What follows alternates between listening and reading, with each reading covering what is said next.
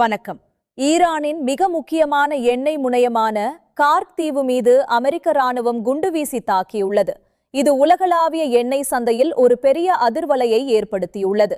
உலக நாடுகள் இப்போது கவலையில் உள்ளன. இந்த தாக்குதல் நள்ளிரவில் மிகவும் திட்டமிட்டு நடத்தப்பட்டது. ஈரானின் 90% எண்ணெய் ஏற்றுமதி நடக்கும் மிக முக்கியமான இடத்தை குறிவைத்து இந்த தாக்குதல் அமைந்துள்ளது. அங்கிருந்த உட்கட்டமைப்புகள் பெருமளவில் சேதமடைந்துள்ளன. கார்க் தீவு ஈரானின் பொருளாதார இதயமாக கருதப்படுகிறது. அங்கிருக்கும் எண்ணெய் சேமிப்பு கிடங்குகள் மற்றும் சுத்திகரிப்பு ஆலைகள் பெருமளவில் சேதமடைந்துள்ளதாக தொடக்க தகவல்கள் தெரிவிக்கின்றன. தீயை கட்டுப்படுத்த இன்னும் போராட்டங்கள் நடக்கின்றன. ஏன் இந்த தாக்குதல் இவ்வளவு முக்கியத்துவம் பெறுகிறது? கார்க் தீவு பாரசீக வளைகுடாவில் உள்ள ஒரு சிறிய தீவுதான். ஆனால் அதன் பொருளாதார மற்றும் உத்திசார் மதிப்பு உலகிற்கு மிகப்பெரியது. அந்த தீவு வழியாகத்தான் ஈரான் தனது வருவாயை பெறுகிறது. ஒவ்வொரு நாளும் மில்லியன் கணக்கான பீப்பாய்கள் கச்சா எண்ணெய் இங்கிருந்துதான் சீனா, இந்தியா போன்ற நாடுகளுக்கு கொண்டு செல்லப்படுகின்றன. தற்போது அந்த போக்குவரத்து முற்றிலும் முடங்கியுள்ளதால் கப்பல்கள் கடலிலேயே நிற்கின்றன. செய்தி வெளியான சில நிமிடங்களிலேயே பிரெண்ட் கச்சா எண்ணெய் விலை 10% மேல் உயர்ந்துள்ளது. இது உலக நாடுகளை ஒரு பெரிய பொருளாதார அச்சத்தில் ஆழ்த்தியுள்ளது.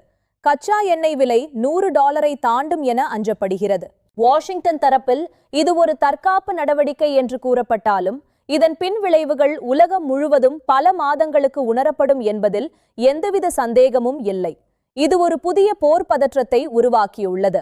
அமெரிக்க அதிபர் மாளிகையிலிருந்து வரும் செய்திகள் இது ஈரானின் ஆக்கிரமிப்பு மற்றும் பயங்கரவாத நடவடிக்கைகளுக்கான முறையான பதிலடி என்று குறிப்பிடுகின்றன.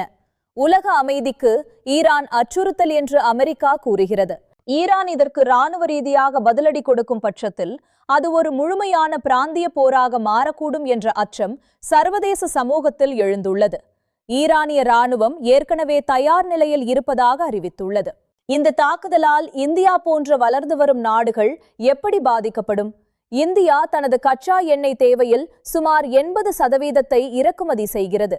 இதனால் இந்தியாவிற்கு பெரும் பொருளாதார சுமை ஏற்படும். சர்வதேச சந்தையில் விலை உயர்வு ஏற்பட்டால் அது இந்தியாவில் பெட்ரோல், டீசல் விலையை அதிகரித்து போக்குவரத்து செலவுகளை உயர்த்தி பணவீக்கத்தை உண்டாக்கும். இது நடுத்தர மக்களின் பட்ஜெட்டை தலைகீழாக மாற்றிவிடும். இதனால் காய்கறிகள் முதல் அத்தியாவசிய பொருட்கள் வரை அனைத்தின் விலையும் உயரும் அபாயம் உள்ளது. இது சாமானிய மக்களின் வாழ்வாதாரத்தை நேரடியாக பாதிக்கும். அரசாங்கம் விலையை குறைக்க முயற்சி எடுக்குமா என்பது கேள்விக்குறி. உலக பொருளாதாரமே ஏற்கனவே ஒரு மந்த நிலையை நோக்கி சென்று கொண்டிருக்கும் வேளையில் இந்த தாக்குதல் எரியும் நெருப்பில் எண்ணெய் ஊற்றியது போல அமைந்துள்ளது. டாலருக்கு நிகரான இதர கரன்சிகளின் மதிப்பு சரிந்து வருகிறது. ஆசியா முதல் ஐரோப்பா வரை அனைத்து பங்குச்சந்தைகளும் இன்று பெரும் வீழ்ச்சியை சந்தித்துள்ளன. முதலீட்டாளர்கள் ஆயிரக்கணக்கான கோடி ரூபாய்களை நஷ்டமடைந்து வருகின்றனர். மும்பை பங்குச்சந்தையிலும் இன்று கடும் சரிவு காணப்பட்டது. பாதுகாப்பான முதலீடாக கருதப்படும் தங்கத்தின் விலை வரலாறு காணாத அளவிற்கு உயரத் தொடங்கியுள்ளது. மக்கள் கவலையுடன் தங்கத்தின் பக்கம் திரும்புகின்றனர். தங்கம் ஒரு கிராம் 10,000 ரூபாயை எட்டினாலும் ஆச்சரியப்படுவதற்கில்லை. கார்க் தீவு அமைந்துள்ள இடம் ஹார்முஸ் ஜலசந்திக்கு மிக அருகில் உள்ளது. இது உலக எண்ணெய் போக்குவரத்தின் மிக முக்கியமான கழுத்து பகுதியாகும். இங்கிருந்துதான் வளைகுடா நாடுகளின் எண்ணெய் கப்பல்கள் வெளிவருகின்றன. ஈரான் இந்த ஜலசந்தியை மூடினால் உலகின் மொத்த எண்ணெய் போக்குவரத்தில் சுமார் 30% நின்றுவிடும். அது உலகிற்கு ஒரு பெரிய எரிசக்தி பேரிடராக அமையும். அமெரிக்கா அங்கு தனது போர்க்கப்பல்களை குவித்து வருகிறது. சவுதி அரேபியா மற்றும் ஐக்கிய அரபு அமீரகம் போன்ற நாடுகள் இந்த சூழலை உன்னிப்பாக கவனித்து வருகின்றன. அவை விநியோக குறைவை ஈடுகட்ட உற்பத்தியை அதிகரிக்குமா? ஆனால் ஓபெக் நாடுகள் அதற்கு இன்னும் சம்மதிக்கவில்லை. சீனா ஈரானின் மிகப்பெரிய எண்ணெய் வாடிக்கையாளர். இந்த தாக்குதல் சீனாவின் எரிசக்தி பாதுகாப்பிற்கு விடுக்கப்பட்ட ஒரு நேரடி சவாலாக பெய்ஜிங்கால் பார்க்கப்படுகிறது. சீனா தனது எண்ணெய் தேவையில் பெரும்பகுதியை ஈரானிடமிருந்தே பெறுகிறது. சீனா இதற்கு எப்படி பதிலளிக்கும் என்பது அமெரிக்காவின் அடுத்த கட்ட நடவடிக்கைகளை பொறுத்தே அமையும். தூதரக ரீதியான அழுத்தம் சீனாவிலிருந்து அதிகரிக்கும். சீன பொருளாதாரம் இதனால் பெரும் சரிவை சந்திக்கும் வாய்ப்பு உள்ளது. ஏற்கனவே யுக்ரைன் போரால் எரிசக்தி நெருக்கடியில் தவிக்கும் ஐரோப்பாவிற்கு இது மற்றொரு இடியாக அமைந்துள்ளது. குளிர்காலம் நெருங்கும் வேளையில் இயற்கை எரிவாயு விலை உயர்வு அங்கு பெரும் சமூக கொந்தளிப்பை ஏற்படுத்தலாம். ஈரானின் அதிநவீன வான் பாதுகாப்பு அமைப்புகள் ஏன் இந்த தாக்குதலை தடுக்க தவறின? இது ஈரானின் ஒட்டுமொத்த பாதுகாப்பு கட்டமைப்பின் ஓட்டைகளை வெளிச்சம் போட்டு காட்டியுள்ளது. ரஷ்ய தயாரிப்பு அமைப்புகள் அங்கு தோற்றுவிட்டனவா? சில நிபுணர்களின் கருத்துப்படி குண்டுவீச்சுக்கு முன்னதாக ஒரு பெரிய சைபர் தாக்குதல் நடத்தப்பட்டிருக்கலாம். இது ஈரானிய ரேடார்களை முற்றிலும் முடக்கியிருக்க வாய்ப்புள்ளது.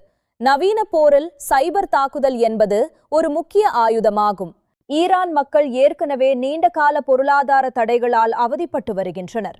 இந்த தாக்குதல் அவர்களின் அன்றாட வாழ்வில் மேலும் நெருக்கடியை கொடுக்கும். மக்கள் தங்கள் பணத்தை சேமிக்க தங்கம் மற்றும் கரன்சி நோக்கி ஓடுகின்றனர். ஐக்கிய நாடுகள் சபை ஒரு அவசர கூட்டத்தை கூட்டியுள்ளது. ஆனால் வல்லரசு நாடுகளுக்கு இடையே உள்ள கருத்து வேறுபாடுகளால் அங்கு உறுதியான முடிவு எடுக்கப்படுவது கடினம். ரஷ்யாவும் சீனாவும் அமெரிக்காவின் செயலை கண்டித்துள்ளன. உலக தலைவர்கள் அனைவரும் அமைதி காக்க வேண்டும் என்று கோரிக்கை விடுத்து வருகின்றனர். ஆனால் கள நிலவரம் ஒரு போருக்கான தயாரிப்பாகவே தெரிகிறது. தூதரக பேச்சுவார்த்தைகள் அனைத்தும் தற்போது தோல்வி அடைந்து வருகின்றன. ஒருவேளை எண்ணெய் விநியோகம் நீண்ட காலத்திற்கு பாதிக்கப்பட்டால் உலகம் இதுவரை காணாத ஒரு புதிய வகை எரிசக்தி போரை சந்தி நேரிடும். பல நாடுகள் தங்களின் அவசரகால எண்ணெய் இருப்பை தற்போது பயன்படுத்த தொடங்கிவிட்டன. இதுபோன்ற சம்பவங்கள் உலக நாடுகளை புதைப்படிவ எரிபொருட்களிலிருந்து பசுமை எரிசக்திக்கு மாற தூண்டும் ஒரு முக்கிய உந்துதலாக இருக்குமா? சூரிய சக்தி மற்றும் காற்றாலை மின்சாரத்தின் தேவை இனி பல மடங்கு உயரும் என எதிர்பார்க்கப்படுகிறது. அமெரிக்காவிலும் எரிவாயு விலை உயர்வு என்பது உள்நாட்டு அரசியலில் பெரும் தாக்கத்தை ஏற்படுத்தும். அங்கு தேர்தல் நெருங்கும் வேளையில் எரிபொருள் விலை உயர்வு என்பது ஆளும் கட்சிக்கு பெரும் பின்னடைவாக அமையும்.